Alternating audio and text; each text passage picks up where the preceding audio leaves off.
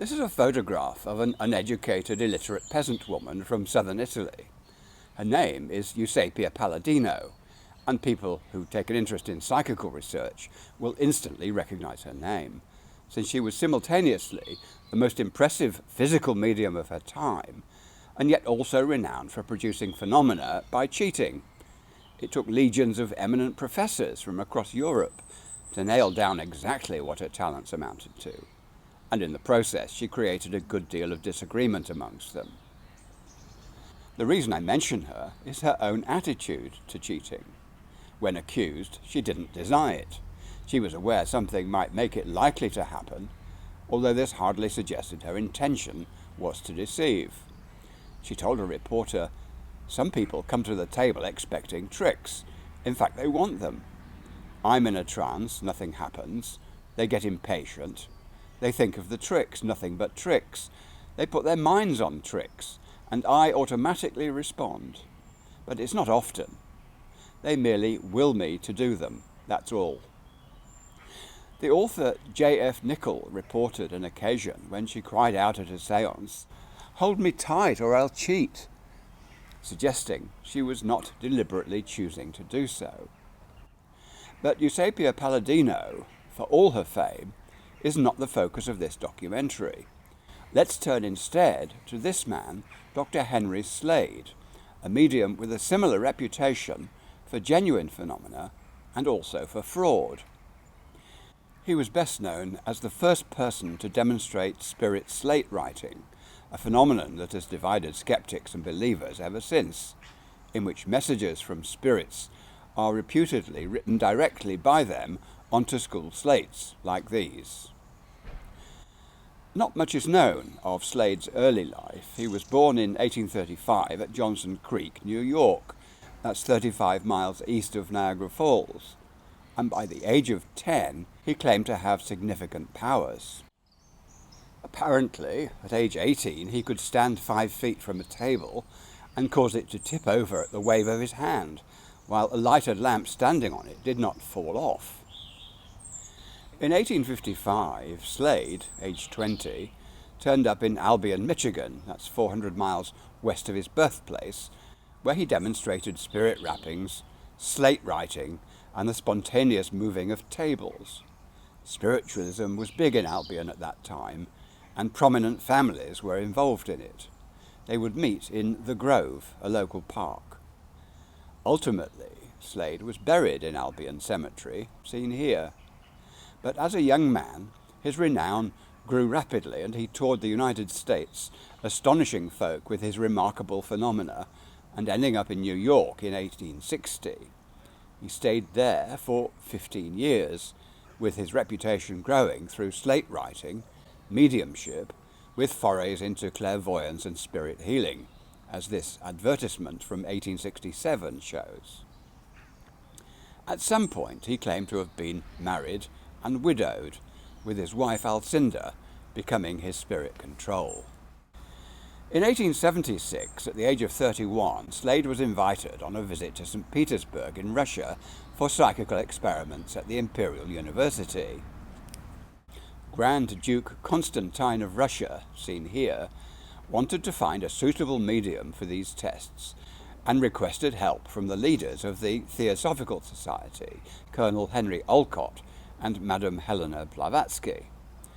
After investigations over several weeks before a committee, their choice was Henry Slade. They said of him, messages were written inside double slates, sometimes tied and sealed together, while they either lay upon the table in full view of all, or were laid upon the heads of members of the committee, or held flat against the undersurface of the tabletop, or held in a committee man's hand without the medium touching it. En route to Russia, Slade arrived in London on the 13th of July, 1876, staying for 6 weeks to demonstrate his gifts. But this visit came to an abrupt end following a court case that I'm going to get to in a moment. First, though, let's look at the reception by leading figures in British spiritualism at the time. This was Slade's lodging at 8 Bedford Place, Russell Square, London, now the Thanet Hotel, where he produced slate writing, partial materializations, and other phenomena for visitors willing to pay £1 a time. That was expensive, equivalent to around £116 in 2020, with the sittings often lasting less than half an hour. One witness saw Slade and others being levitated. A Miss Blackburn, sitting in her chair, was raised half a metre from the floor. And Arthur Conan Doyle reported a chair rose about 4 feet in the air when nobody was touching it. The editor of the Spiritualist magazine wrote, "We have no hesitation in saying that Dr. Slade is the most remarkable medium of modern times." And later the magazine declared he had taken the place left vacant by the famous Daniel Douglas Hume, seen here. By the way, I've made a YouTube documentary entitled The Extraordinary Life of Daniel Douglas Hume. The Reverend William Stainton Moses, a powerful medium himself, remarked, "I have seen these phenomena before, but never saw them occur rapidly and consecutively in broad daylight. The invisible operators knew exactly what they were doing and did it with promptitude and precision. The slate writing occupied some time in production, and the grating noise of the pencil in forming each word was distinctly audible. My slate was taken out of my hand and produced at an opposite side of the table, where neither Dr. Slade nor I could reach it, and I was levitated some inches, my chair and all." Lord Rayleigh, a renowned scientist of his day, took a professional magician with him who failed to explain Slade's phenomena. And when Alfred Russel Wallace, the co-originator of the theory of natural selection, sat with Slade, he was convinced that his gift was genuine. Well, now to that court case. You'll recall that Charles Darwin was an arch skeptic regarding spiritual phenomena. The issue of the spiritual nature of mankind caused his fundamental disagreement with Wallace. Yet Darwin had his supporters, including young Ray Lankester, a zoologist who became the first scientist to prosecute a professional psychic for criminal fraud, an action Darwin thought long overdue. Both he and Horatio Donkin, a medical student, had 2 sittings with Slade, and on the second occasion Lancaster seized the slate from Slade and found writing on it when he thought none should be there. Of course, it's impossible to say at precisely which moment the writing occurs in such seances, but for Ray Lancaster, being a skeptic, it was clear it was a case of fraud. So he wrote to the Times newspaper denouncing Slade, and he initiated a prosecution against him for procuring money under false pretenses. The ensuing trial was a national sensation. Slade defended himself by asserting that immediately before the slate was snatched from his hand, he heard the spirit writing taking place and had said so, but that his words were lost in the confusion which followed. This sketch of the trial taking place is from the London Illustrated News of the time. When Alfred Russel Wallace gave evidence in favour of Slade, he said that Lancaster's account was completely unlike what occurred during his own visit to the medium, as well as the recorded experiences of Sergeant Cox, Dr. Carter Blake, and others. He suggested that Lancaster, who would actually later become a professor, went to Slade with the firm conviction that all he'd see would be imposture, and he believed he saw that accordingly. Indeed, under examination, Lancaster and Donkin could not even agree on what they had witnessed. In conclusion, Mr. Flower, the magistrate at Bow Street hearing this case, agreed that the testimony in favour of the phenomena was overwhelming. But he still judged in favour of Lancaster and Donkin, owing to what he called the inferences to be drawn from the known course of nature. And it's worth noting that this argument, that phenomena that conflict with established natural law could therefore not be true, was also used in the judgment against Daniel Douglas Hume, thus requiring him to return monies given to him by a widow. So Slade was sentenced under the Vagrancy Act to 3 months' imprisonment with hard labour, and Darwin congratulated Lancaster on the outcome. Jailing Slade was a public benefit, he said. But an appeal was lodged immediately, releasing Slade on bail, and this appeal quashed the verdict on a technical point, that the words "by palmistry or otherwise," which appeared in the statute, had been omitted from the summons. Slade left for the continent shortly afterwards to avoid any new summons and to continue his journey to Russia. From The Hague, he wrote to Lancaster, offering to return to London for exhaustive private tests on condition that he could come without molestation, meaning without a replacement summons being issued. However, he received no reply to this offer from Lancaster. After successful séances in The Hague, Slade proceeded to Berlin in November 1877. He knew no German, and yet messages in German appeared on the slates, written in 15th century script. The Berliner Fremdenblatt newspaper noted, "Since the arrival of Mr. Slade at the Kronprinz Hotel, the greater portion of the educated world of Berlin has been suffering from an epidemic of spiritualistic fever." And Slade reported, "Samuel Bellaschini, the court conjurer to the Emperor of Germany, had a week's experience with me free of charge. I gave him 2 to 3 séances a day. After his full and complete investigation, he made an oath with a notary that the phenomena were genuine and not trickery."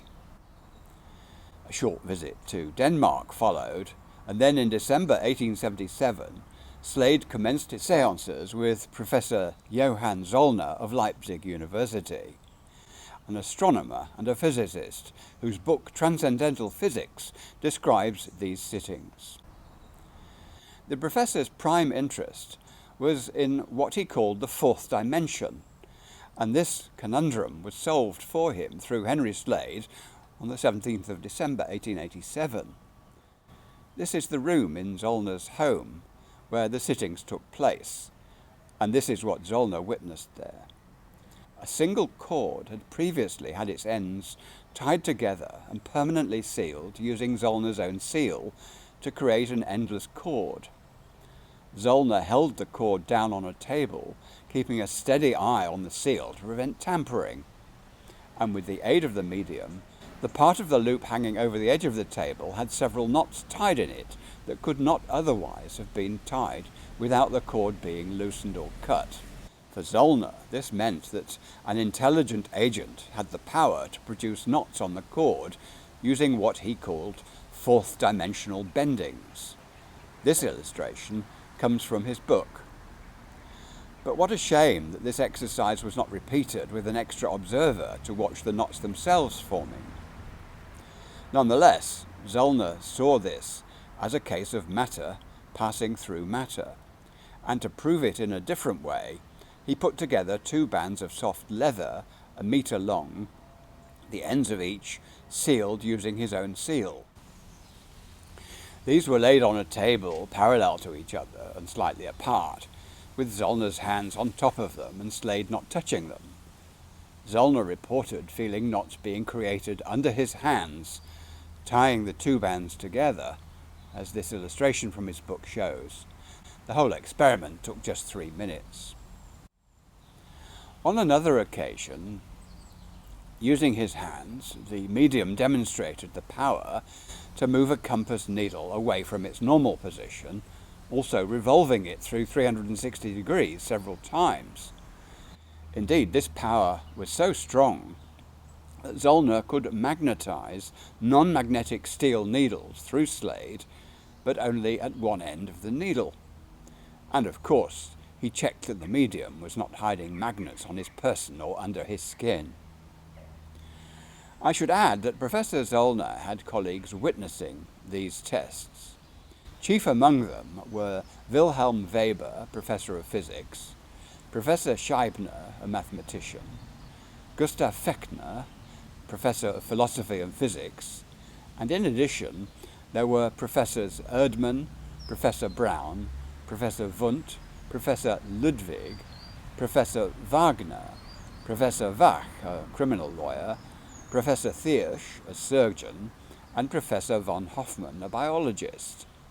These latter men took part less frequently. On one occasion, several investigators sat at a table with Slade when a knife placed on a slate on top of the table began jumping in the air without normal physical intervention. A bed moved away from the wall and out into the room when Slade was sitting 4 feet away from it, and a wooden screen was violently smashed into 2 pieces while Slade had his back to it. Zollner and his colleagues calculated the force needed to achieve this, and it was in the order of 1,000 kilograms. Following this incident, Slade's slate produced a message in English. "It was not our intention to do harm. Forgive what happened." There were numerous occasions when messages were mysteriously written onto slates. When Professors Thiersch, Ludwig and Wundt sat with Slade by themselves for half an hour, the jumping pocket knife phenomenon repeated, and inside double slates like these, held in Slade's right hand in full view of the table, 3 sentences were written, in English, in French and in German, each in different handwriting. Afterwards, Zollner, Slade, Weber and Scheibner were sitting together when a large handbell rose from the floor and rang out and was thrown about violently, as was a chair. A bookcase vibrated, and writing appeared on a slate, despite Slade being 5 feet away. When Zollner finally published Transcendental Physics, he dedicated his book to Sir William Crookes, the British scientist whom he revered for conducting controversial experiments with several mediums, including the Scottish-American medium Daniel Dunglass Hume. One of Hume's phenomena involved holding an accordion with one hand, with the keys hanging downwards away from him. Nonetheless, the accordion played a tune as if by an unknown musician. And Zollner managed to replicate this experiment using Henry Slade, while a bell on a cord rang simultaneously. And this even occurred when the medium handed the accordion to Professor Scheibner. All this time, Slade's hands were on the table and his feet clearly visible. Remember, all these tests were conducted in broad daylight, not in the dark. At the next sitting, Slade asked Zollner what he personally would like to be written on a pair of closed slates, and Zollner chose the name Littrow, astronomer, or do I mean Littrow, astronomer. Johann von Littrow was an Austrian astronomer who died in 1840, and his name duly appeared written on the slates, a name that had occurred to Zollner only on the spur of the moment. One phenomenon the group quite often experienced was touches by materialized hands. To investigate these, Zollner placed a flat bowl filled with flour under the table, and the medium requested his guides to immerse their hands in the flour and then touch the scientists. As a result, Zollner ended up with the flour outline of a hand on his trousers. Quote, "I felt my right knee powerfully grasped and pressed by a large hand," he reported. And the surface of the flour bowl was indented with marks of a thumb and forefingers, even showing the folds in the skin. Yet Slade had no flour residue on his hands, and in any case the handprint was larger than his. So a personality of some kind had both obeyed an instruction and provided a hand image. Later, the images of left and right feet were captured on sooty paper inserted into folding slates. These slates were kept on Zollner's knee, and he felt the pressure needed to make these impressions, but he saw nothing visible. Henry Slade mentioned his great satisfaction at having men of science taking his gifts seriously. And Zollner, in his turn, asked how Slade could possibly be regarded as an impostor or conjurer. He felt the theory of intelligent beings existing in a fourth dimension had been amply demonstrated, and claimed anyone with common sense would find sufficient evidence to be convinced. Indeed, Professors Weber, Fachner, and others publicly testified in favour of Zollner, who insisted that he'd taken all the precautions required of a renowned experimenter. Another inexplicable occurrence was the materialization and dematerialization of matter. On one occasion, a piece of coal the size of a man's hand fell unexpectedly from the ceiling onto the table, and this was repeated in the presence of Professor Scheibner when a piece of wood fell from the ceiling. On another occasion, the envelope for a compass disappeared and then reappeared later. Slade put a book upon a slate and moved it under the table, and on withdrawing the slate the book had disappeared, despite a thorough search of the room. This was suggestive of a conjuring trick, but then the book fell from the ceiling onto the table, striking Zollner's right ear as it fell. All the time, Henry Slade was being closely watched. At another séance, when the room was sunlit, a small round table adjacent to the sitter's own table began rising from the floor, and it then moved underneath their table while lying on its side, and it dematerialized. They searched the room but found nothing, so decided to be patient and sat down to wait. Suddenly there it was, floating at a height of 5 feet with its legs pointing upwards. They ducked quickly as it moved to settle on their table, but were not quick enough, and Zollner was struck on the side of his head and felt pain for 4 hours afterwards. He was now sure that the fourth dimension contained beings who could make things appear and disappear. Then there was Zollner's miracle experiment. 2 rings made, one of oak and the other of alder wood, and these were tied to an endless band cut from a bladder, as shown here. The intention was that these rings should be interlinked without being broken. You may have seen from my other documentaries that this happened in the 1930s with the Boston medium Mina Crandon, known as Marjorie. But after being photographed, as seen here, these rings were subsequently broken. Had Zollner been successful, this would have preceded Marjorie's achievements, and what he hoped for was to change the scientific understanding of physical matter and organic processes. The sitting began with a smell of burning, and soon they heard pieces of wood being knocked together. To their surprise, the 2 rings were not interlinked, but found encircling the single leg of the small table that had previously dematerialized, as this illustration from Zollner's book shows. Striking as it was, this was not the expected result, and sceptics reckoned that the test could have been fraudulent, since the top of the table could be removed to insert them. One observer of these experiments was Professor Wagner of St Petersburg University, who carried out similar ones with another medium. Wagner stated, "These facts convince us of the necessity for widening the domain of recognized science and its methods by widening the exploration of the invisible and unknown world."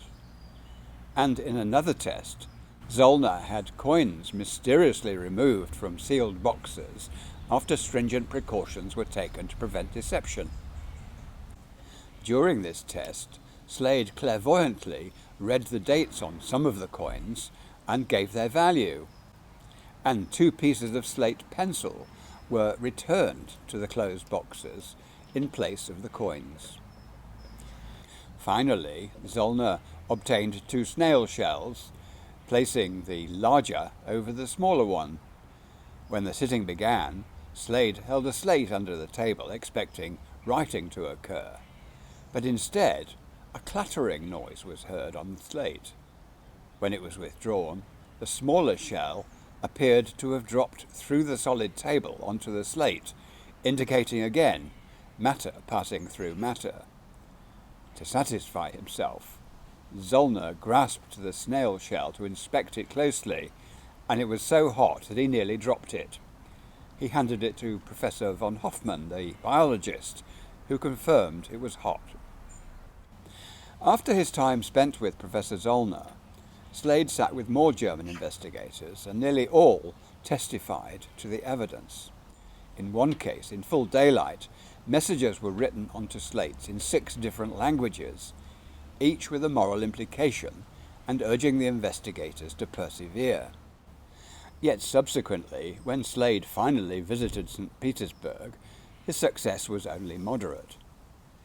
At a sitting with Grand Duke Constantine, attended by Professor Butlerov and by Alexander Aksakov, a counsellor to the Tsar, 2 bits of pencil were accidentally left on the slate, which proceeded to write simultaneously, one from the left to the right and the other from right to left. Even so, Aksakov was suspicious of the medium. So how will the Slade-Zollner partnership be remembered? When Baron Hellenbach published his book, Birth and Death, he reported that Professor Zollner was deeply wounded and embittered by the way his sceptical colleagues had treated him, taking to heart their assaults on his veracity. The American skeptic Joseph McCabe described Zollner as an elderly and purblind professor, a ridiculous assertion given that Zollner, a distinguished academic, died aged only 48 and was in perfect possession of his intellect until his last breath, with these imaginative experiments carried out when he was only 43 years old. And keen to check the facts rather than the accusations, Dr. Isaac Funk, a psychical investigator in New York, sought and received an assurance directly from Leipzig University that until his sudden death, Zollner was of sound mind and in the best of health. His sudden brain hemorrhage was unexpected as he sat having breakfast with his mother on the 26th of April 1882. Zollner would certainly have hoped that his ingenious approach would permit mediumistic phenomena to enter the domain of ordinary physics and physiology, leading to a considerable extension of the sciences. That is what he wanted. If this had happened, one commentator observed that Zollner would deserve a place alongside Galileo and Newton. But transcendental physics, while rendering his name famous in psychical research, also invited contempt and ridicule from the skeptical fraternity. The next time Slade's sittings were described in a book, he'd actually arrived in Melbourne, Australia, and he also stayed here at the Leicester Hotel in Ballarat. What follows is an extract from a book by an initially sceptical James Curtis of Ballarat, which is available online as a free PDF document. It includes photographs of the messages that Curtis received through the slates seen here, and James Curtis reported this materialization with Slade. Our hands were placed one over another in a single pile. We sat very still about 10 minutes, when I observed something like a little misty cloud between myself and the wall. This cloud-like appearance rapidly grew and became transformed when we saw before us a woman, a lady. The being thus fashioned rose from the floor onto the top of the table, where I could most distinctly observe the configuration. The arms and hands were elegantly shaped. The forehead, mouth, nose, cheeks, and beautiful brown hair showed harmoniously. Only the eyes were veiled because they could not be completely materialized. The feet were encased in white satin shoes. The dress glowed in light and was the most beautiful I ever beheld, being bright, sheeny, silvery grey. The whole figure was graceful and the drapery perfect. The materialized spirit walked about, causing the table to shake and tilt considerably. I could hear, too, the rustling of the dress as she moved. The spirit form within 2 feet of our unmoved hands then dissolved and faded from our vision. So here was another very favourable report on Slade's abilities, although he had previously expressed his reluctance to sit for materializations as they so exhausted him. For James Curtis it was clearly a rare privilege. But if you look at Slade's general reputation, it's characterized mostly by people claiming fraud. For example, Dr. Charles Richet, director of the Metapsychic Institute in Paris, was suspicious of Slade. And in February 1886, the Boston Herald reported, "The celebrated Dr. Slade comes to grief in Weston, moving tables and chairs with his toes. Apparently, observers looked through crevices in the séance room door, claiming they saw this happen without the sitters being aware of it, and spiritualists were among his critics. At a public meeting in Weston, Slade was asked to explain himself, and appeared dumbfounded. He said if his accusers had been deceived, then he had been equally so, for if the deceit was done by him, it was without his consciousness. This defence, actually, has direct parallels with allegations against Eusapia Palladino, mentioned earlier. Geoffrey Simmons, Slade's business manager, suggested that ectoplasmic limbs may provide an explanation, as, years later, was proved to be the case with the Italian medium. He said, "I do not doubt that these gentlemen saw what they assert they did, but I'm convinced that Slade is innocent. I myself saw a hand. While one of his hands lay upon the table, the other held the slate under the corner of the table. A third hand appeared in the middle of the opposite edge of the table. This coincides with the experience of the Reverend Stainton Moses in London, when his slate was seized from his hand and appeared out of reach across the table. Both Henry Slade and his manager were arrested in Weston, then released on bail and no proceedings taken against them. In his 1892 book, Bottom Facts Concerning the Science of Spiritualism, the author John Truesdell also claimed that he saw Slade moving objects with his foot. And furthermore, the medium made a full confession of how all his manifestations were produced. Well, if Slade ever really did this, perhaps it was to fool a certain type of investigator by humorously admitting what he wanted to hear. As Arthur Conan Doyle put it in his book, The History of Spiritualism, quote, "To such instances we may apply the judgment of Professor Zollner on the Lancaster incident by saying, the physical facts observed by us in so astonishing a variety in Slade's presence, negative on every reasonable ground the supposition that he took refuge in wilful imposture." However, this issue is not yet settled. Let me tell you about Henry Seybert, a spiritualist who left $60,000 in his will for the University of Pennsylvania to establish a chair in philosophy. One condition of the bequest was the establishment of a commission to investigate modern spiritualism.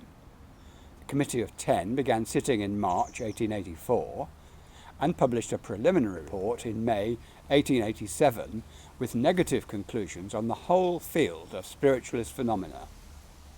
No final report was ever published, the investigation was discontinued, and the money was diverted to other purposes. If Henry Seybert had been looking for public confirmation of spiritualism's authenticity, he was thwarted by sceptics. On Slade's return to the United States from Australia, the Seybert Commission invited him to demonstrate his powers. But some argue that the Commission's tests were intentionally supervised by investigators both inexperienced and determined to expose fraud. Thomas Hazard, the only spiritualist on the Committee of 10, repeatedly protested the committee's methods, but was ignored. Stephen Broad, a past president of the Parapsychological Association and a professor of philosophy at the University of Maryland, agrees the Commission's behaviour looked suspicious. Apparently, Slade produced for the Commission spirit writing on a slate and left feeling he was treated courteously and fairly, having actually done rather well. But when the Commission's report came out, his manifestations were considered to be fraudulent throughout, despite Slade never having been caught cheating. So the Seybert Commission is remembered for its denial of Slade's authenticity or that of any spiritual phenomena of any other kind. The Commission also denigrated Professor Zollner 5 years after he died. Following a visit to Leipzig, Professor George Fullerton, the beneficiary of Seybert's legacy, creating a chair in philosophy, claimed that Zollner was of unsound mind at the time that he studied Slade, and that the testimony of Zollner's colleagues, Professors Fechner, Weber and Scheibner, could be ignored owing to their age and physical deterioration. He wantonly denigrated Zollner's experiments as having been conducted by a group of infirm old men led by a lunatic. Despite Zollner's friends defending him, their protests had little influence on public opinion, so the Seybert Commission's damage was complete. With his increasing age, Slade's reputation went downhill and his character degenerated. He was reputed to hold sittings for purely mercenary ends. He suffered from exhaustion and took to alcohol, with a corresponding loss of health. For all we know, this may have led to diminishing psychic powers, with a temptation to resort to trickery. If Henry Slade is remembered today, it's mostly as a trickster. People interpret the Lancaster trial and his escape to Europe as proof of his guilt. His status was impugned by the condemnation of Zollner's research and topped off by the Seybert Commission's negativity. So Henry Slade's miracles and wonders, undeservedly in my view, account for nothing. If you wish to read the 266 pages of Transcendental Physics, it's available free online as a PDF document. When Slade started out as a medium, he was described as a tall, lithe man with a face of uncommon beauty, having a nervous temperament, a dreamy, mystical appearance, and a melancholy grace of manner. At one time, rumour had it that he made $1 million out of slate writing and mediumship, all of which he lost. Late in life, he was attacked in the street in New York City and reputedly had $10,000 worth of diamonds stolen from him. One side of his body was paralysed by this attack.